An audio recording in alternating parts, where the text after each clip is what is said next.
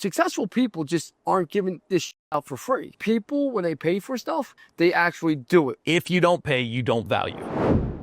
Welcome back to the Exit Rich podcast. I'm sitting here with Chris Lee in my Jersey Shore down here. Let's go. Crazy part about Chris Lee is he's not sold one. You sold one company now, right? For about $300 million? So two different businesses. One was as a consultant and one was as a founder. Yeah. Founder for $333 million, if I'm correct. 340. 340. Okay, $7 million. No one's fighting over that.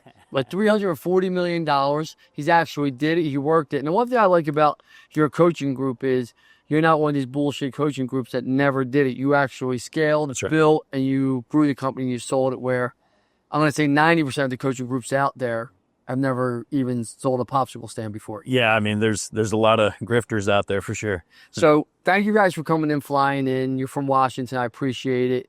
So Chris, tell everybody who you are, what you do, and we're going to be talking about scaling businesses, training people, coaching groups, all types of things. Yeah, you bet. So first and foremost, family man, father of 5, wife of almost 20 years, and my oldest just graduated high school.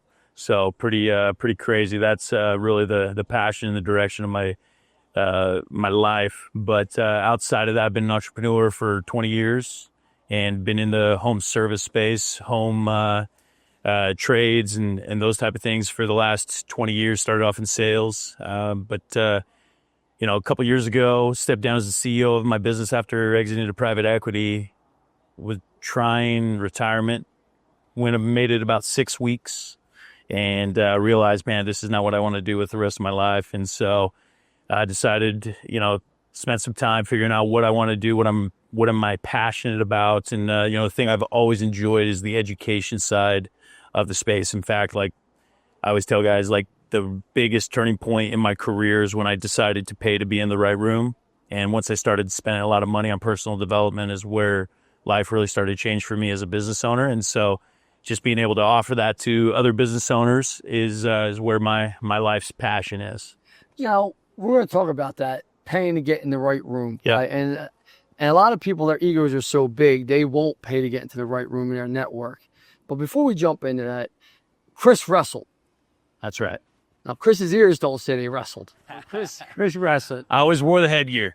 So people that wrestle, let's just talk about that though. Do you think wrestling helps you become successful? Do you think that mindset, that intensity, the tenacity, absolutely, will help you? I mean, absolutely. Wrestling is definitely part of it as far as work ethic and just like being willing to like take the beauty about a single player sport is that you have nowhere to point the finger. And so wrestling is like the greatest of those single sports because, I mean, you're fighting, you're cutting weight, you're out there, you're either getting your head, smashed into a mat or doing it to another guy. It's one of those things that can teach incredible lessons. My dad was the high school wrestling coach. I wrestled for 14 years growing up and just love this sport. Still love it today. I can go and my wife makes fun of me because I'm going to be the guy that's like moving on the side, like, oh man, let's go. I'm like in the match while I'm watching it. But yeah, absolutely. That was something that taught me a lot of grit, a lot of discipline growing up.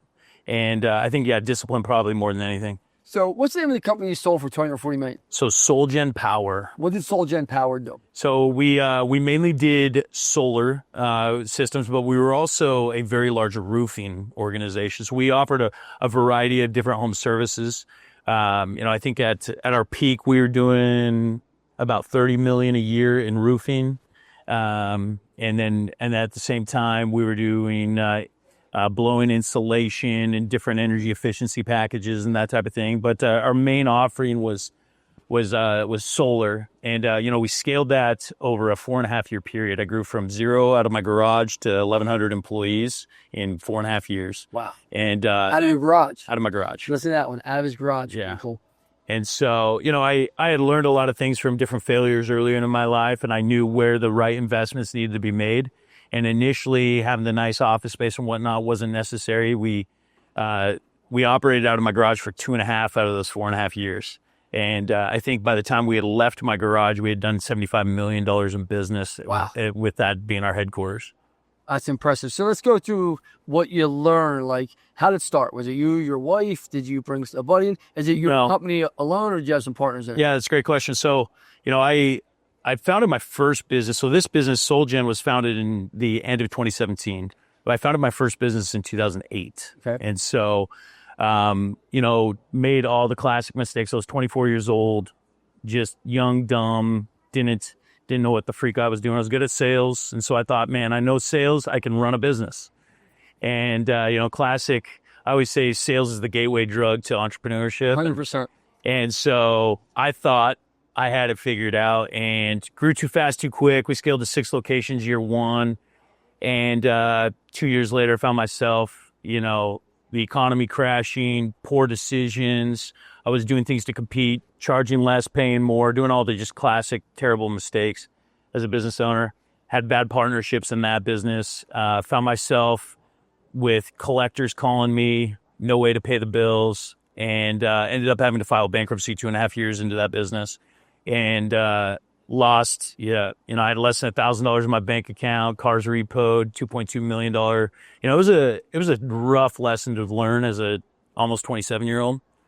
And Did the time? Yeah, my third child was on the way. So yeah, man, it was a scary time, right? Like, what do I do to pay the bills? How's my credit score ever going to recover from this? Just all the different things. Like, should I just go back to college and finish my degree and go the safe route? All the different questions that were asked during that time. But eventually realized, like, man, there's a lot of lessons that I took from this, and I need to just go right back into the game. And so that was a home security business. So we sold door to door, and we would install. We had teams of installation that would follow our sales teams and go out and install these systems. And so that's actually where I cut my teeth in entrepreneurship, was knocking on doors. And so and I was one of the best in the nation at knocking on doors and selling products.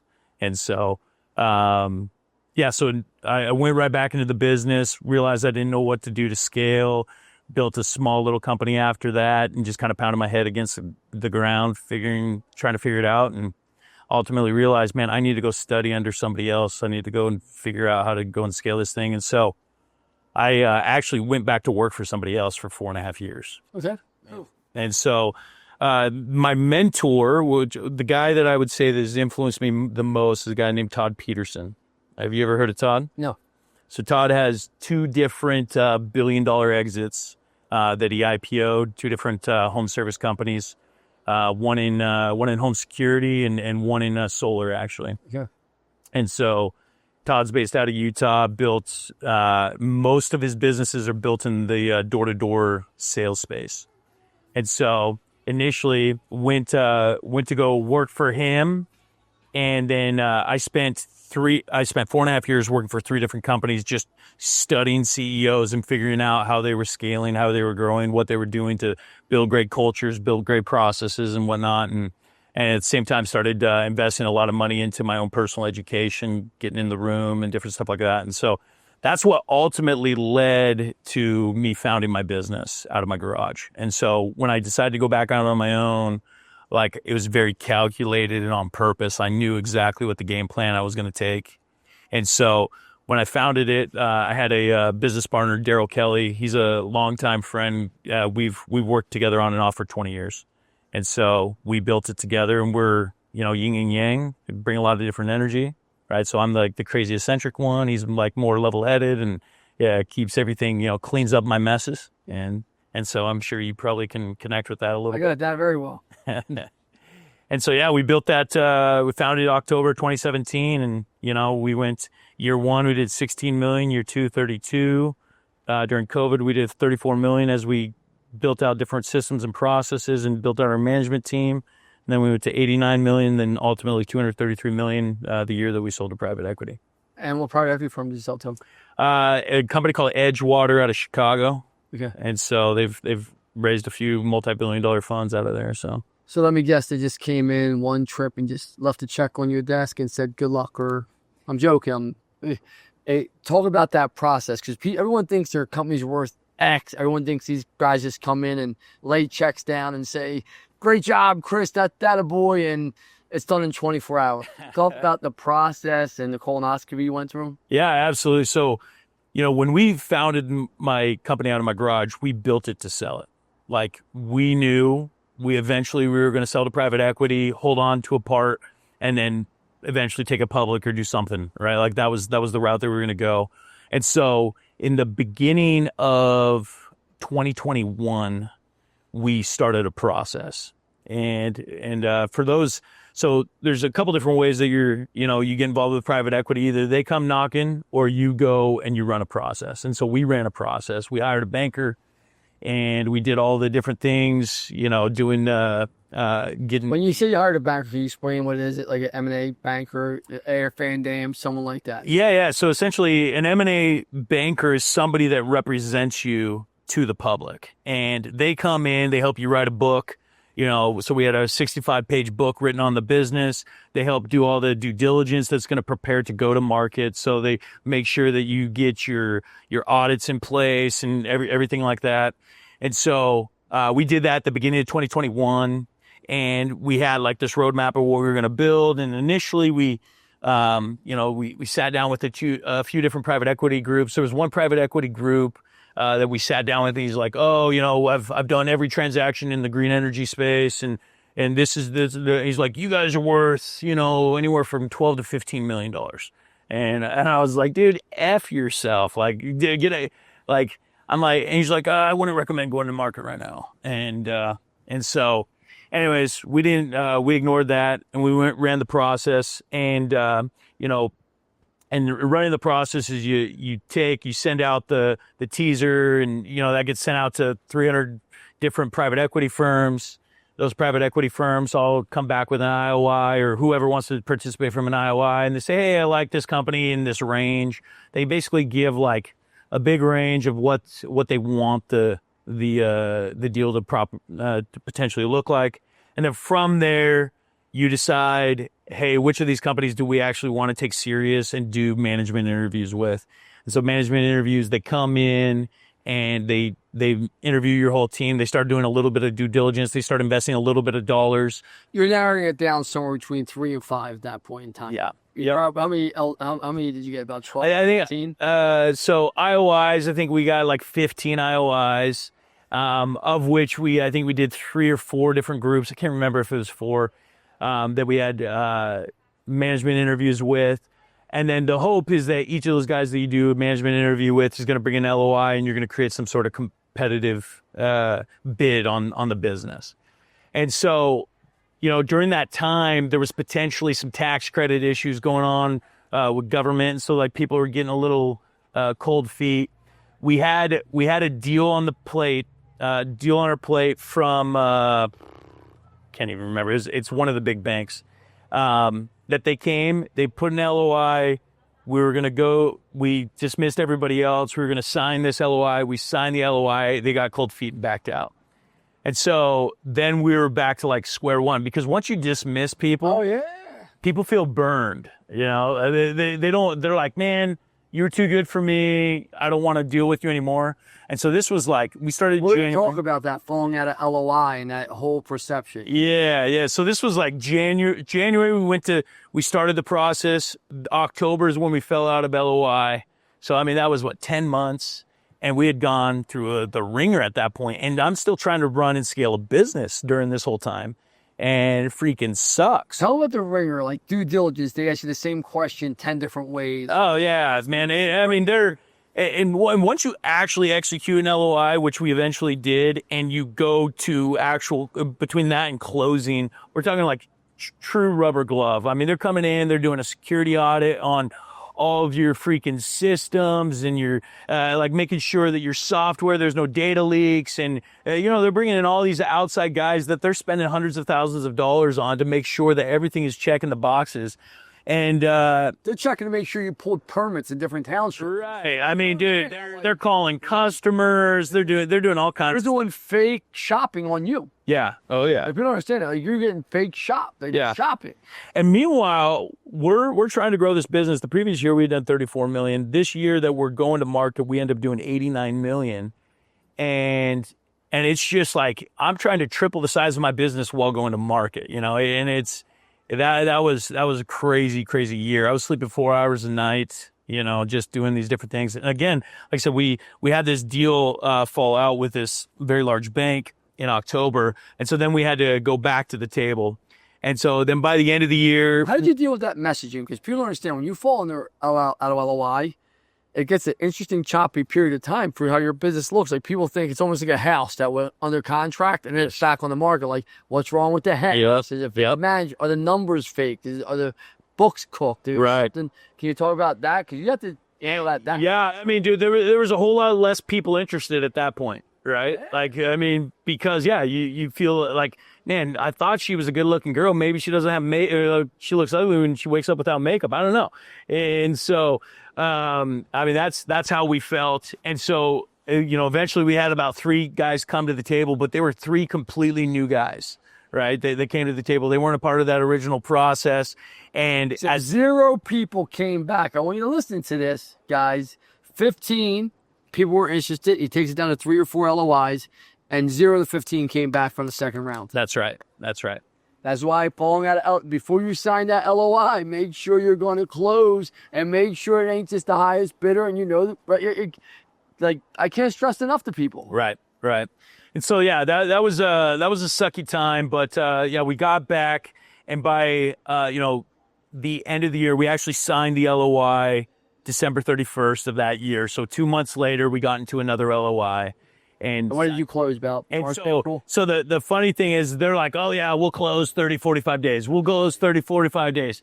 Now, May the 4th, we end up, May the freaking 4th, and I'll forever remember that little Star Wars there. But we closed that deal, and the initial deal, so we did 2 different transactions with that company. Initially it was for 180, and then later for 340. But the deal that we had follow LOI in October was for $250 million. So you made extra $90 million. So no, we actually lost 70 because we did 180 on the first transaction. Okay. We actually lost $70 million on by signing essentially that LOI. But had I known what I knew today, like how to go to market, the way I was being represented and everything like that, we would have gotten an additional $150 million. And we just negotiated wrong. We set a peg at December 31st. Thinking that we were going to close in 30 to 45 days. But between that and the end of closing, our trailing 12 was so much better, but we got value based off our trailing 12 of December 31st. And, that cost me probably another $150 million in the deal. And so, it's just crazy. Like, when you're talking about that large of transaction, like the littlest things can lead to 10, 20, 30 million bucks in either one way or the other. And so, it was quite a ride. I try and tell people when you're dealing with these banks that are buying you and these private equity firms, they're playing chess in the average person. While you're a great entrepreneur and you understand your business and you understand your checkers all day, playing checkers all day. And you really have no idea how to properly negotiate this, and no matter how good your banker is. So the other problem was like we hired a banker who was really good, had worked with one of our friends and got really good deal, but it was a completely different industry. And so like, even though the banker, he's like a real estate agent, right? Like, even though they want to get the best deal for you, their biggest incentive is to get a transaction 100%. done, right? Get closed. I close. And so like, man, you miss on 40, 50 million. They're like, who cares? I got my nut. I'm good. And that's where we found ourselves. Like, shout out, I loved my banker, but like we missed on some huge things. Like, let me give you a crazy one. I had $42 million in inventory. $42 million. And you didn't get paid for your inventory? That I didn't get paid for. Yeah, that's lunacy. $42 million that we didn't owe a dime on, that we owned outright, sitting in warehouses that I didn't get a dime on. And frankly, like at that point when you're playing checkers, you're just doing what these guys tell you. Like, oh yeah, that's market, that's normal, right?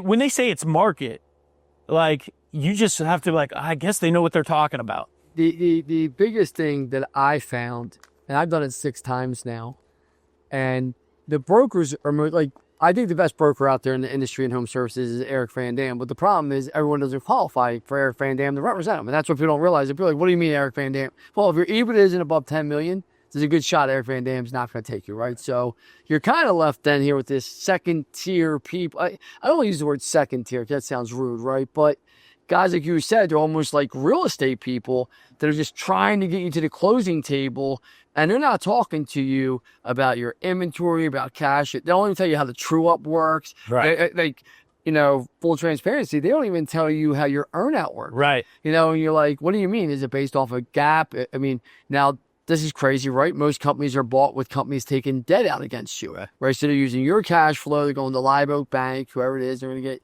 50 to 60% of a debt lever handled against them. So that was the one benefit of our deal. It was an all cash, no debt, no levered deal, which I knew was beneficial, right? Like, right. For you, because it's not going to fall out. But now, if they do take debt against your company, how hard is it to scale when let's just say you made, when you sold, I'm assuming if you sold for 330, I'm assuming you were making 30, 40 million, close to that in profit a year, correct? Right. And you got 10x, 9x? Yep. Okay, so real simple math there, so it wasn't hard to figure out. Now, if I go leverage your company for 15 million in debt, how hard is it to keep scaling at the same pace? Oh man, I mean, when you have debt leverage, I mean, you think about a guy, I don't know if you know like the details from Tommy. Like Tommy freaking took out a huge lever against his business. I'm like, holy crap, how are you guys even servicing that? Well, he did. Well, he had to sell. Right. Like he was running to the closing table, and Tommy's demand. Like I tell people, like, oh yeah, I love Tommy. Like that's what happened with what's the HVAC company down in Florida? What's his name? Really nice guy, Anthony Pirro. Anthony, okay, I don't know. Pirro, whatever his name. People are like, oh my God, he's a scam artist, he's this, he's that. No, he had debt against his company that was so high, what banks led to, and he couldn't service the debt no more, and he went bankrupt. Oh yeah. But if you don't sell to a private equity firm prior to that happening, you're screwed. Yeah. And most people don't understand, like, I don't think he did anything wrong ethically. Right. I think, honestly, he just kept buying and acquiring, buying. And as you know anything about the HVAC industry the last 12 months, it hasn't been great for him, right? Right. So what happens is the tides change, and he's stuck holding this $200 million plus company with a ton of debt. Yeah, and there's tons of stories out there of these type of guys where, they just can't service the debt. It's wild. Yeah, and that affects your earnout. Like I try and tell people, and that's why I used a broker. I can't now. I just settled the one issue I had where I didn't get my earnout. By yourself, so I gotta watch how I say this, right? But like, I'll never use a broker because I did use a broker in that one, and there was no identifying how my earnout should be structured. My gap, was it gap accounting? Is the debt that they put or the amount? Well, and the problem is, I mean, just take it to the cleaners. And us as entrepreneurs, especially as guys that have like built and grow, like we're very optimists, right? Like, and these guys are sharks that take advantage of optimism. Of course they do, right? Like they're looking at. Like, okay, yeah, we know this is your optimism, but like, what if you just hit this? That's pretty easy, right? And you're coming in with a freaking crazy goal, right? And so, it was wild. Like we had part of our earnout that was tied to like our first year in earnings, and we needed to hit like 44 million in earnings, and we hit 39 million in earnings. You got nothing. And we got nothing, And it's like anybody else would just be stoked to. Hey everyone, thank you for joining us today. I want to give a quick shout out to our sponsors, Service Titan and Rilla, our technology of choice to helping us scale and grow our business and making sure all of our viewers have the technology to scale their business so when they want to sell it, they're able to. They pay you something. Right. But not that. But it's business for them. And listen, I'm not saying they're bad people because I've had some. They just know how to negotiate it, right? It's funny. I saw Grant Cardone and Gary Brecker, which he just looks like a beat man. He is my doctor, but sorry, Gary, but I saw him. I shouldn't be saying this shit, but whatever. He's my doctor. He's going to stop. But he's a great doctor, but he's not even a doctor, but he's guy that does me and my wife stuff. Well, yeah. Him and Dr. J, I use both of them, right?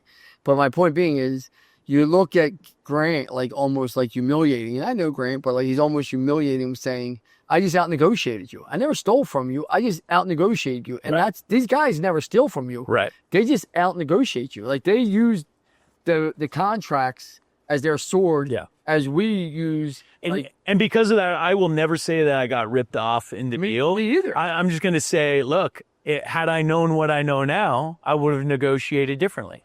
Right. And so that's ultimately like great lesson learned of like, man, now I know how to go to the table way better.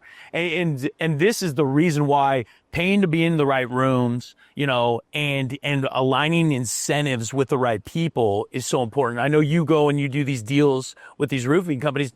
that's great alignment, right? Because you want to win. You're not wanting just to do a transaction, right? That you only make a small percentage on because you were a broker, right? You're actually in with the business. I'm in the trenches. Like, that's why I say to people, like, me and you were talking, people are like, oh, Lance, you buy companies. No, I partner with companies. Right. But if you're going to get me to come to work or my team to come to work every day, it has to be worth it. Yeah. But people are like, oh, well, I got a $5 or $6 or $7 million company. Yeah, but your company's not worth anything. Yeah. Like, that's great. That's a great talking point for you and your wife and your children. But for me, that's a business guy. I don't care. Right. Like, keep your company then. Or I'm going to take 50% of it. We're going to get it to 30 million real quick. And you're going to get a Willy Wonka check and be able to live the rest of your life out. And if you choose to work, you choose to work. Right. But I'm not paying for you not to work, because how many of your guys that you know become millionaires truly continue to work? Yeah, I mean, it's crazy. So, like, you know, when we did our transaction, I had 11 other guys on my team become multimillionaires on the transaction. How many are still working every day, grinding? I mean, I would say half of them are, but yeah, I had a pretty grinding team, but yes, you're right. The vast majority of these guys, they're checking out. They're looking for something to be able to sit on their cash for the rest of their life. Yeah. Buy real estate, municipal bonds. Yep. You find the Goldman Sachs guy that everyone's using right now, and you give them your money, right? Like, so let's talk about this. Your mindset's an abundance mindset. I never really got to meet you. Trent obviously introduced us. I love Trent. You guys own Next Level Coaching Group, right? And you know I have a small little coaching group, the LFG Winner Circle. We only keep it to 20 people. But your coaching group just seems to be spiral. Like, it seems to grow, fast growth. Like, you guys are almost like the hot girl at the prom right now. Right. Sorry, everyone wants to be part of your group. Yeah. You're probably signing anywhere between 10 to 15 new people a month. Is that sound accurate, right? Yeah. I mean, that's a lot for a coaching group. Can you talk about your coaching group and what you guys do? Because it seems like the people I know that are in your coaching group love your coaching group. Like, everyone that I talk to that knows your coaching group loves it. I have nothing bad to say. Can you talk about what makes you different than others? Yeah, I mean, for us, you know, there's a variety of different coaching groups out there. You got the guys that have like the high influential person that really isn't involved, right? Like that's a traditional coaching group. It's like, oh, there's some sort of influence, but he's really not involved. So for us, like the big differentiator is I'm involved in the grind, right? Like I love to be a part of this, and the team that we have put together is absolutely spectacular. I got a handful of guys from my previous business that are with us. We've been bringing in guys from all over the country, like Trent and Alex Martinson and different guys that have all sold similar type of businesses that are coming together with a common mission of designing lives that impact the world. And so for me, like it is very mission driven, right? And we have a mission of a 5-year mission to add an additional $125 billion to the marketplace on an annual basis. And because of that teach these guys how to build cultures that design lives that impact the world. And so, you know, I've always been a big team builder and helping like employees see that this is more than a paycheck. This is where you come to be better physically, economically, with your relationships and your spirituality, and like teaching business owners how to do that and actually holding their hands. And so where, you know, a lot of guys out there, they have a course and maybe a few tools or whatnot. Like we have all that, but we do a lot of one-on-one coaching, and we built out our staff of coaches that have real life experience in the trades, in the home service, that have built, scaled, and are doing this for the right reasons, right? Like we're not doing it just to be able to do an equity play or different things like that. Like for us, like we realize like we've got the money. Now what? Now how do we go and do the things that we absolutely love doing? And so we've structured a way where you know, in 2025, people need less information and they need more accountability and in-person interaction. 100%. And so that's really where we've structured most of our stuff, is like they get an accountability coach that's going to help them go and structure it. But then also once a quarter, they're flying out to our headquarters. We have a 22,000 square foot facility that is purely dedicated to the training and development of these people. We do in-person workshops where we're hands-on, we're getting down and dirty and helping build with them. You know, and the reason I bring this back full circle about your coaching group and about what you do is paying to get in the right room. Yeah. Like, and this is my personal story. Like, Tommy asked me to be the keynote speaker at Vertical Track and tell my story, and that changed my life. I met Travis Riggy. He was selling his company. I asked him to borrow his time. He gave me the guy. Do you know Travis Riggy? I don't. He's one of the most genuine, nicest guys you'll ever meet. Like, do you know Travis Trent? Like, just, guys, gotta look this guy up. Just a good guy, good man. He spun my whole career into doing this. That's I cool. owned an HVAC company. I went from 12 to 18 million in a short amount of time. He had a company about the same size. He sold it. I was like, shit, I can sell this HVAC company. I sold it inside of 30 days. Yeah. You know, to Vertex, to Apex. But the point being is if you don't go in these rooms, you don't pay to get in these rooms, you're not going to learn about networking, about P&Ls, about bankers. You're not like, successful people just aren't giving this shit out for free. Right. Like, because I used to, and I stopped doing it because people, when they pay for stuff, they actually do it. When you don't pay for stuff, they don't do it. 100%. That's a fact. And I tell this to people all the time. I say, look, if I could do this, if I would be happy to do this for free, but ultimately I understand the value exchange, right? Like, if you don't pay, you don't value. And that's strictly a rule across. That's a fact. Yeah. It's a fact. Free, like, I give a kid a free car, he's not going to take care of it. It's just reality. And so, personally, on my own personal education, I've spent $1.3 million being in different rooms, being a part of different masterminds, and then also held my own stuff, right? Like, so one of my early masterminds that I held up at my lake house, Alex Hormozi was there before he was Alex Hormozi. Russell Brunson, Layla Hormozi, I had 10 different people, right? And me and Alex, like, we actually consulted each other through our different exits. And again, this was before. In fact, Alex talks about now on his podcast, how he went up to a lake house in the mountains and he realized that he was fishing in a pond and not an ocean. That was my house. And he realized, like, dude, he needs to go play big. And then he's become who he is now, right? Obviously, one of the greatest influencers of our time in the business world. 100%. And so, but yeah, just being in those rooms, like getting to know guys like the Hormozis. I paid to be a part of a Harvard program where I went 3 years in a row with some, I think there's, out of the 160 of us, 50 of them are billionaires and like some of the greatest business minds and entrepreneurs throughout the world. Like one of my best friends, he nets 4.3 billion a year out of Dubai, and being in those rooms, it makes you think different. Like, I get in that room, I feel poor. And like anywhere I can feel poor is a good room, and because I know there's more for me to learn, more for me to stretch, and like that's really like the constant desire of my heart is like just to be in a place that gets me uncomfortable, that gets me doing things that like I wouldn't normally do. It's funny you say that because people will say to me, I don't know, you have a mastermind. Do you guys do masterminds? I'm assuming your mastermind somewhere between $5,000 and $10,000 to come for 2 days, 3 days. So our 3-day mastermind is actually $20,000. Okay, $20,000, but still, that's cheap. Yeah. Like, I think that's cheap, right? Yeah. Like, so you guys spend a 3-day mastermind, $20,000, and people will be like, I'm sure you hear this objection. Well, that's a lot of money. Yeah. I'm like, compared to what? Fucking great. I go, well, you're gonna get this isn't your podunk Harvard teacher that never did shit with his life, making $180,000 a year, saying he's a Harvard teacher. Right. You're getting guys that have actually built companies, sold them, knows the ins and outs, know how to use systems, processes, leadership, sales tactics, and they know how to take you to market for $20,000. Right. Where can you get that for $20,000? Right. Show me anywhere. Well, the interesting thing about like investing in coaching, investing in masterminds or whatnot, it's a muscle that has to be worked. Because, I can sit down with a guy that's netting $5 million a year and he'll balk at $20,000. But I can also sit down with a guy that's netting $200,000 a year that's willing to pay the $20,000. Sure.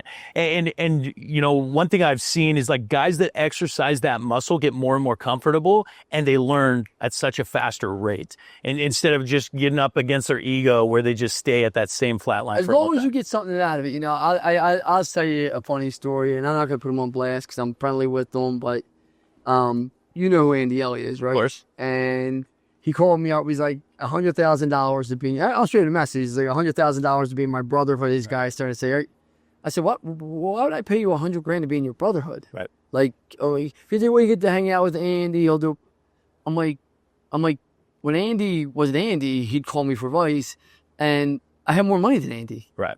And I was like, so I made it simple. I'll show you the message. I'll put it up. I said, if Andy has more money than me in his bank account, and his net worth's more than mine, I'll give you a fucking $1 million. Like, and Bradley, like, I wasn't being rude or arrogant, but like, who are you to call, have Tony Dipshit call me up and say, come join my brotherhood for $100,000 but you couldn't give me any value with it. Like if you said to me, listen, give me $100,000, I'm going to help you overlook your business's P&Ls, your leadership team, make sure, hey, Lance, when you run your leadership calls, you're communicating the right ways, your agenda is correct. Look, they're worth $100,000 a year for someone that's done it Absolutely. and did it, right? Like, Absolutely. but $100,000 a year to go to your place and hang out and just sound part of your clique. Like, it didn't make. Can you talk about that? And because you're seeing a lot of that go on now. I'm not sitting here trashing Andy out. Like, how you make your money is up to you. I tell everyone. Like, he tells you what it is. Yeah, I mean, there's definitely real value in the guys that know how to operate the businesses, that have done it before. And I think if you're going to Andy to learn how to run a coaching business, potentially, right? Like, because that's where he's got his skill. That's where what he's been able to build, the way he's built his social media, whatever or whatnot. Like if you're going there, but yeah, if it's just to hang out or whatnot, yeah, there's a lot of guys that have never built in the right industry. And I'm this seeing a crack at Andy, but like dude, you were selling cars 5 fucking years ago. Right. Let's call it what it was. I mean, you were selling cars 5 years ago, and now you're all of a sudden this business entrepreneur. You never built and sold a business yet that I know of. Right. And there's only a handful of people I'll throw under the bus, and this is one of them. Grant Cardone and Dawson. Brandon Dawson. Here's the reality. These guys are coming into the trades with zero experience in the trades. Right. And they're blasting they're like HVAC, plumbing, come here. We're gonna teach you how to scale your business. I'm like, dude, Brandon, you built a software business for the hearing aid industry, and Grant, your experience is sales coaching, car sales, and real estate. And conferences. He does good. What's that? Conferences. Conferences. But he actually loses money at his conferences. Sure. But like that is their expertise. Coming in the grind, building out crews and different things like that. That is not. Have they ever sold a home service company yet? No. I got told they did not. I I actually think Grant's a better businessman. Like if I had to go to Andy or Grant, Sure. Grant, I'm going to Grant. Like I feel like I get something. I'm not taking a shot at Andy. I'm just like, I see this people. But dude, I will take a shot at Grant. I try not to take a shot at anyone. And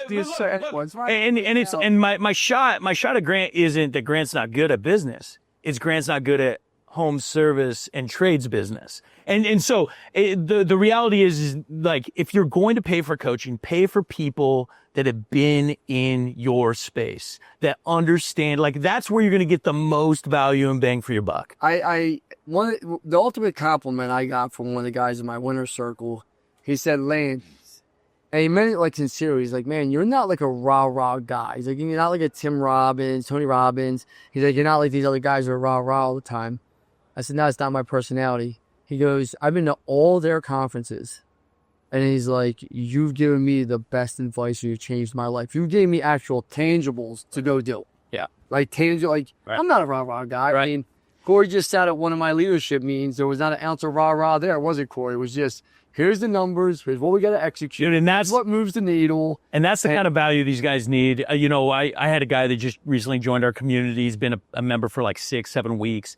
He had spent $350,000 on Dawson and Grant. Yeah, I mean, right. Like, and he literally, the advice that he was getting from these guys was so mind blowing. I'm just like they were telling him that his manager, and this is a guy that does $2 million a year, not a lot of money, right? $2 million a year, has an 8-man team.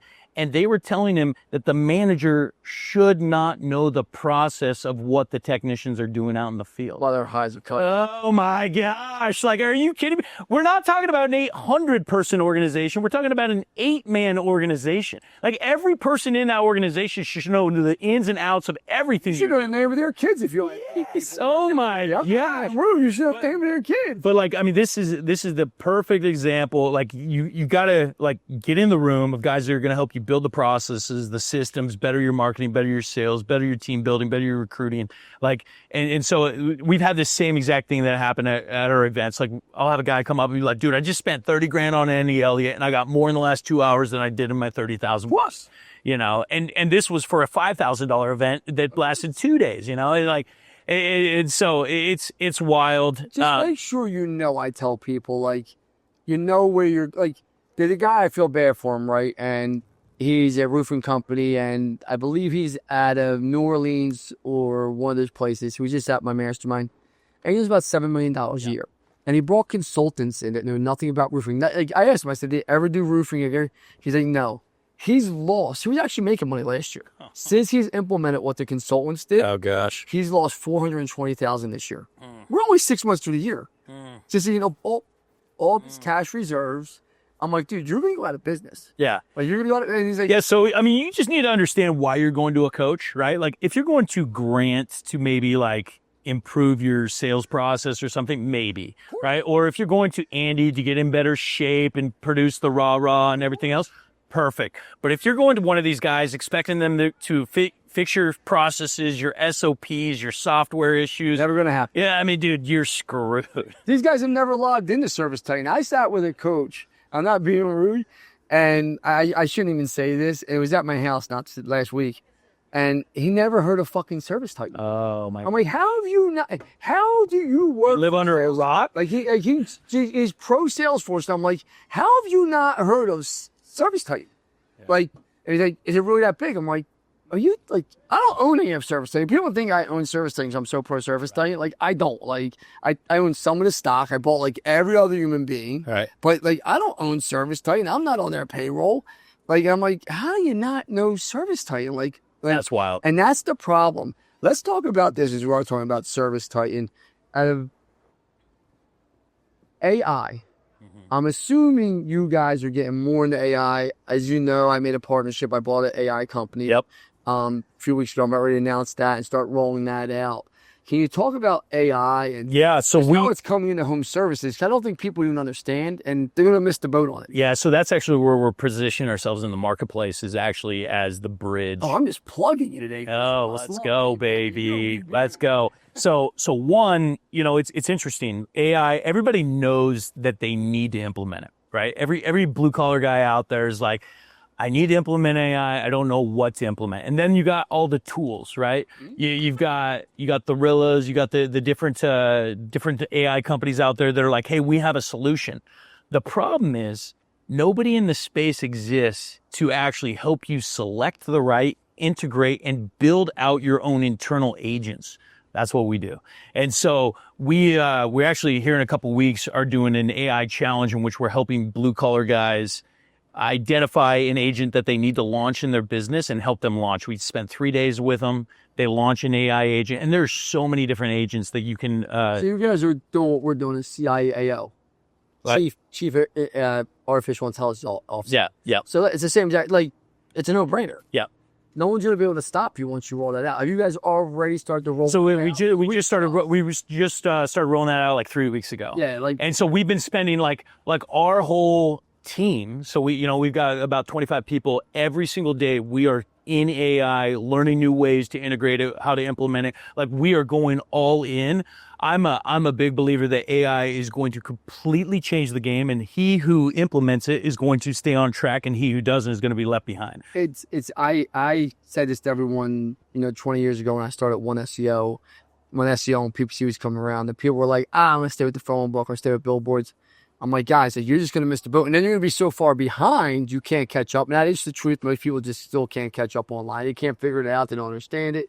AI, I think, is even going to be even worse. Yeah. I think it's that much faster moving. It's that much faster. I think the saving grace is, like, we're still in the 90s of the internet, right? Like, that's where we're at with AI. Oh, crap. Right? And so, like, you think back to the 90s, everybody in the 90s knew about the internet, knew that it could do something great, but they had no idea what, right? Like, there was chat rooms, email, and a little dial-up. Yeah, a little dial-up. eBay was just starting to come out on the rise, and that's kind of where we're at with AI. And so it's just like, if you realize that's where you're at and what the internet has done for the game of business, like, realize AI is going to do that at 10x speed, 10x scale, right? And so just start playing the game.